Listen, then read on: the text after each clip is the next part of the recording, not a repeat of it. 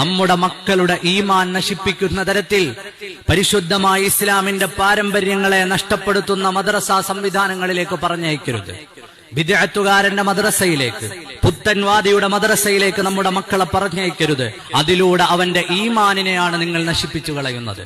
ഗൗരവമായി മനസ്സിലാക്കാനാണ്. നമ്മുടെ മക്കളെ നന്നാകാനാണല്ലോ നമ്മൾ മദ്രസ വിടുന്നത്. അത് പുത്തൻവാദിയുടെ മദ്രസയിലായാലോ അവിടെ ടി വി ഉണ്ട്, ഫ്രിഡ്ജുണ്ട്, എല്ലാ സംവിധാനങ്ങളുണ്ട്. അതിനെ കടത്തിവെട്ടുന്ന സംവിധാനങ്ങൾ ഇന്ന് മദ്രസകളിലുണ്ട്. എന്തോ ആയിക്കൊള്ളട്ടെ, ഭൗതിക സൗകര്യങ്ങൾ അവിടെ കൂടുതലുണ്ട് എന്ന് പറഞ്ഞ് പുത്തൻവാദികളുടെ മദ്രസകളിലേക്ക് പറഞ്ഞയക്കുന്ന ഉപ്പമാരെ, എന്നെ കേൾക്കുന്ന വല്യുപ്പമാരെ, നിങ്ങൾ ആ കുഞ്ഞിന്റെ ഈമാനിനെയാണ് നശിപ്പിച്ചു കളയുന്നത് എന്ന് ഓർമ്മ വേണം. ആ കുഞ്ഞിന്റെ കൈയും പിടിച്ച് ആ മദ്രസയിലേക്ക് ചെല്ലുമ്പോ പുത്തൻവാദിയുടെ മദ്രസയിൽ നിന്ന് പഠിപ്പിച്ചു കൊടുക്കുന്നത് ഈ നിന്നെ കൈ പിടിച്ചുകൊണ്ടുവന്ന വാപ്പ മുശ്രിക്കാണ് എന്നാണ്.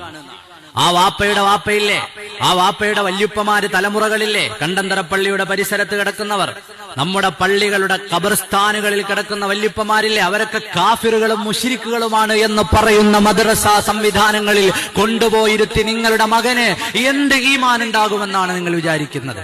അവൻ പിന്നെ എന്തുകൊണ്ടാ പള്ളിയത്ത് കയറിയിട്ട് വാപ്പാന്റെ ഖബറിന്റെ അടുത്ത് വരാത്തത്?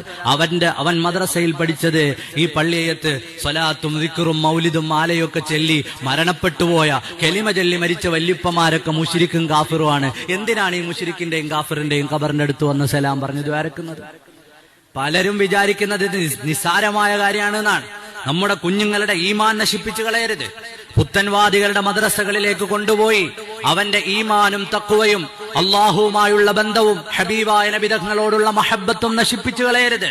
നിങ്ങൾക്ക് നാളെ ഈ മക്കൾ ഉപകാരപ്പെടണമെങ്കിൽ അവൻ ചിന്തിക്കുക, എന്റെ ഉമ്മ എന്റെ വാപ്പ ശിർക്കൊക്കെ ചെയ്ത് ജീവിക്കുന്ന ആളാണ്, അയാൾ മരിച്ചാൽ ഞാൻ എന്തിനാ ഓതുന്നത്? മഹാന്മാരായ സ്വഹാബിമാർ അവരുടെ ഉമ്മമാര് മരിച്ചപ്പോ അവരുടെ മേൽ ഹദിയ ചെയ്ത ചരിത്രങ്ങൾ ഹദീസുകൾ പറയുന്നുണ്ട്. പക്ഷേ ഞാനെന്തിന് എന്റെ ഉമ്മയുടെ മേൽ ഹദിയ ചെയ്യണം? ഞാനെന്തിന് എന്റെ വാപ്പയുടെ മേൽ ഖുർആൻ ഓതണം? ഞാനെന്തിന് അവരുടെ മേൽ പ്രാർത്ഥിക്കണം? ഒരേ സമയം നമ്മുടെ ആഖിറവും അവന്റെ ദുനിയാവും ദീനും നശിപ്പിക്കുന്ന പണിയാണ് അതിലൂടെ ചെയ്യുന്നത്. സംവിധാനങ്ങൾ എന്തോ ആയിക്കൊള്ളട്ടെ. ഇനി നമ്മുടെ മദ്രസ എന്തെങ്കിലും സംവിധാനങ്ങൾ അധികം ആവശ്യമുണ്ടോ? നമ്മുടെ മഹല്ല് കമ്മിറ്റിയോട് നിങ്ങൾ പറയണം. നിങ്ങൾ നാട്ടുകാരാണ്, നിങ്ങൾ ഒന്നിച്ചിരുന്നിട്ട് അതിന് തീരുമാനം ഉണ്ടാക്കണം. എന്റെ മദ്രസയിൽ, എന്റെ നാട്ടിലെ പള്ളി മദ്രസയിൽ ഇന്ന സംവിധാനങ്ങൾ ആവശ്യമുണ്ട്, അത് ആഡ് ചെയ്യേണ്ടത് അത്യാവശ്യമാണ്, അതിൽ ഇന്ന സംവിധാനങ്ങളും മാറ്റങ്ങളും ആവശ്യമുണ്ട്. അപ്പോഴാണല്ലോ മഹല്ല് എന്ന രീതിയിൽ നമ്മളെല്ലാവരും ഒന്നിച്ചിരുന്ന് നമ്മുടെ മക്കളുടെ ഭാവിക്ക് വേണ്ടി ആലോചിക്കണം. അല്ലാതെ ഇവിടെ അതില്ലാത്തതുകൊണ്ട് ഞാൻ അപ്പുറത്തേക്ക് പോവാണ്, ആ ശൈലി വേണ്ട. എന്റെ പള്ളി, എന്റെ മദ്രസ, എന്റെ നാട്ടിലെ പള്ളി, അത് വളരേണ്ടത് എന്റെ ഉത്തരവാദിത്തമാണ്. ഇന്ന മാറ്റങ്ങൾ ഉണ്ടാകണമെന്ന് പ്രിയപ്പെട്ട രക്ഷകർത്താക്കളെ നാം ഓരോരുത്തരും ചിന്തിക്കുകയും മനസ്സിലാക്കുകയും പ്രവർത്തിക്കുകയും വേണം. അള്ളാഹു നമ്മുടെ മക്കളെ ഈമാനിൽ അടിയുറപ്പിച്ച് നിർത്തി തരുമാറാകട്ടെ. എന്ന് മാത്രമല്ല, പുത്തൻവാദികളായ ആളുകളുടെ മദ്രസകളിൽ പഠിപ്പിക്കുന്ന പാഠപുസ്തകങ്ങൾ കഴിഞ്ഞ കാലത്തുണ്ടായിരുന്നതിൽ നിന്ന് പല മാറ്റങ്ങളോടുകൂടിയാണ് അടുത്ത കൊല്ലം വരിക. പണ്ട് പഠിപ്പിച്ചിരുന്ന നിസ്കാരത്തിന്റെ ഫർളുകളുടെ എണ്ണമല്ല പിന്നീട് പഠിപ്പിച്ചിട്ടുള്ളത്. പണ്ട് കാലത്ത് ഉദാഹരണം തറാവീഹിന്റെ എണ്ണം പഴയ മദ്രസാ കിതാബുകളിൽ 20 പഠിപ്പിച്ചവർ ഇന്നത് എത്രയാണ് എന്നറിയാതെ നട്ടം തിരിയാണ്. അങ്ങനെ ഒരു ദീനല്ല നമ്മുടെ മക്കളെ നമ്മൾ പഠിപ്പിക്കേണ്ടത്.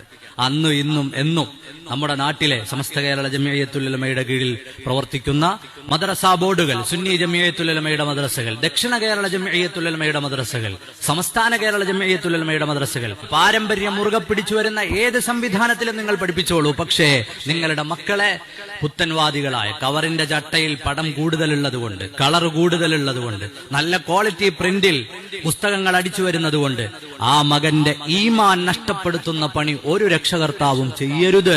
കുഞ്ഞിലെ അവന്റെ മനസ്സിൽ നമ്മുടെ മുൻഗാമികളെ കുറിച്ചുള്ള അപകർഷതാബോധവും അവരൊക്കെ അവിശ്വാസികളായിരുന്നു എന്ന തികഞ്ഞ ഏറ്റവും അങ്ങേയറ്റത്തെ മോശമായ വിചാരവും അവന്റെ കൽബിലേക്ക് നൽകുന്ന അത്തരം സംവിധാനങ്ങളിലേക്ക് നമ്മുടെ മക്കളെ കൊണ്ടുചെന്നിടരുത് എന്ന് ഗൗരവപൂർവം ഞാൻ എന്റെ പ്രിയപ്പെട്ട മാതാപിതാക്കളോട്, വല്യുപ്പമാരോടൊക്കെയും ഓർമ്മപ്പെടുത്തുകയാണ്. അള്ളാഹു നമ്മുടെ മക്കളുടെ ഈമാൻ സംരക്ഷിച്ചു നൽകുമാറാകട്ടെ.